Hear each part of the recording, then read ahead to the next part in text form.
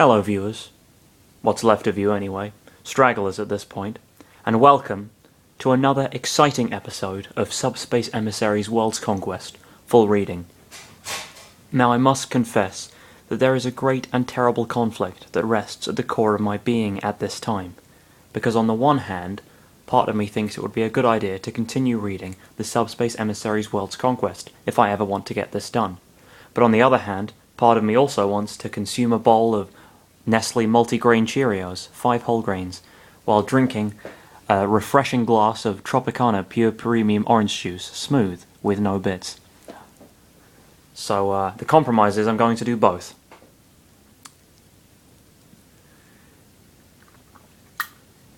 Hopefully nothing will get dropped along the way. Okay, so Jigglypuff and Lucario.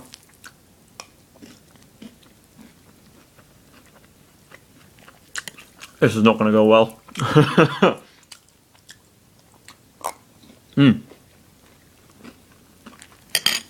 Delicious. And check it out, it's whole grain, high in fiber also, so it's got that going for it. Okay. All right, be careful. Remember that the machine, it's his weak point, Chris said, leaving away with Christopher. And they ran at the sanctum, while Lucario and Jigglypuff were fighting against the Biolizard. Space Colony Ark, Capsule Room. What in the world is that monster? Falco asked. It can't be. So that was the experiment my grandfather and the scientists had been working on, Dr. Eggman said. Space Colony Ark, Core, 02, Battle, fuck you.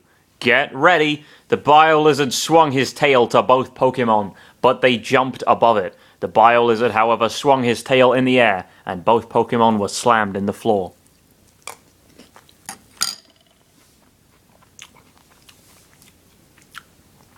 Ah! Lucario lifted the tail, and Jigglypuff escaped. Lucario saw his opportunity, and he quickly got out of the weight of the tail. The Biolizard roared, and he charged up strange energy balls and fired them at both Pokemon. Lucario rolled, jumped, and used extreme speed to evade the energy balls. Then the Biolizard was looking at his machine to recover energy that he hadn't lost yet.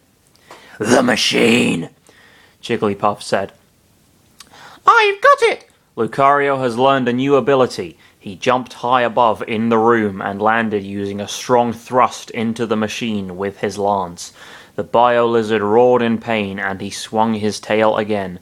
Jigglypuff used Rollout to escape to the other way, while Lucario was evading the tail by jumping. The Biolizard opened his mouth to catch, but she rolled to the other side and slammed into the tail by accident. But the Biolizard felt pain, and he shook a little. So much for you got bored writing battles, huh?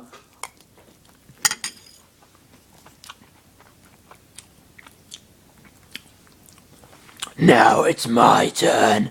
Jigglypuff floated towards the machine. And she used rest on the center. Okay, apparently it worked. So I guess you can make a fucking engine fall asleep, I guess. She used rest on the center. It made another strong blow, and the Biolizard roared again. This time he called strange pink spheres surrounding his whole body. He ordered them to slam into Lucario, but the Aura Pokemon dodged every attack since he knew which ones were going to come at him.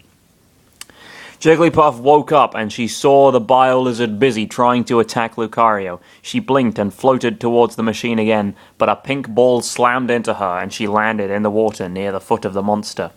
The Biolizard lifted his foot above Jigglypuff and she yelled in terror. But Lucario came using extreme speed, grabbing Jigglypuff and saving her from being crushed. What the? Jigglypuff trailed off when she saw her feet above the floor along with Lucario. The Biolizard must have altered the gravity around his body to attack them. More pink balls were appearing around. No, I won't lose to him, Jigglypuff said angrily, and she started to use Pound to travel between the spheres. The Biolizard roared and the pink balls were floating towards Jigglypuff, but Lucario used his lance as a shield to destroy them while protecting Jigglypuff. Shields aren't generally used as a weapon of aggression, but there you go.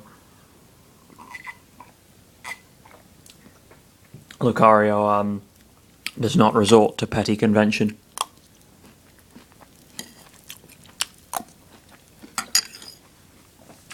He cannot be classified within boundary lines. He is a renegade, he is a rebel, he is a free spirit. While protecting Jigglypuff. After floating through the gravity, Jigglypuff finally made it to the machine, and she used the last attack using Pound, and the machine was exploding now. These are a bit soggy at this point, but oh well. I probably should have eaten these before or possibly after I recorded this episode, rather than doing it simultaneously, because it hasn't worked out so well. I thought it was going to be a funny idea in my mind, but it's just kind of reducing the quality of the multigrain Nestle Cheerios with 9 vitamins and minerals, no artificial colors or flavors, and a source of calcium. Oh well. After floating through the gravity, Jigglypuff finally made it to the machine, and she used the floating through the gravity. Okay. Finally made it to the machine, and she used the last attack using Pound, and the machine was exploding now. The gravity turned back to normal. She and Lucario landed safely in the floor, and they saw the Biolizard fainting and slamming his head in the water. The crowd cheers for them. Music stops. Good. "Now let's go! We need to catch up with Chris!" Lucario said to Jigglypuff. Space Colony Ark, Sanctum. After climbing a long staircase, both kids reached the center of the sanctum, and they found the 7 Chaos Emeralds laying on the ground. And both smiled happily. "We made it, we made it, we made it," both said, singing. "All right, now we just need to hide them from the hedgehogs," Chris said. Christopher nodded, and he ducked to grab the Chaos Emeralds. "Now we need to escape, and the colony should stop from colliding with the Earth." Chris and Christopher walked towards the long staircase, but then... "Oh no," Chris said in shock after he saw a blue and a black blur coming from the other side of the big room. They passed right between Lucario and Jigglypuff. And then they ran at high speed, climbing the staircase, and both were running towards Christopher, who was holding the 7 Chaos Emeralds. Damn, if you guys used that speed in the fight against the others, you might have won easily, but oh well. So, move out now! No, or possibly now. I don't know. He just got cut off. There's a little hyphen to indicate missing speech. Or a channel Chris likes doing that. He'll sort of cut off mid-word, so you can't tell if it's a misspelling or if it's intentional. It was too late for Christopher to react. He just did, because both hedgehogs landed a powerful punch in his face. I think with them going at that speed and then punching him, there wouldn't be very much left of his face. I think he would be very dead. I think there'd just be like a hole in his where once a face may have been, sort of a head with a big hole in the middle. Both hedgehogs landed a powerful punch in his face and stomach, and he went falling to the other side of the sanctum, dropping the Chaos Emeralds in front of both hedgehogs, and Chris watched in terror as how Christopher was falling to the ground. But fortunately, Lucario used extreme speed to reach the other side, 6 seconds before Christopher could hit the floor, and Chris sighed in relief. No, Chris was feeling the most powerful and destructive power being gathered behind his back after he felt a blinding light coming close to him. When he turned, for his horror, both hedgehogs were floating above the ground in their super forms, smirking evil, but they were surrounded in a purple and darkish aura instead of a golden aura. "Heh, now who's the weakling?" Supersonic asked, smirking. I won't run away from you two," Chris said, stuttering a little. "Too bad, because we're going to destroy the Earth with our powers," Super Shadow said.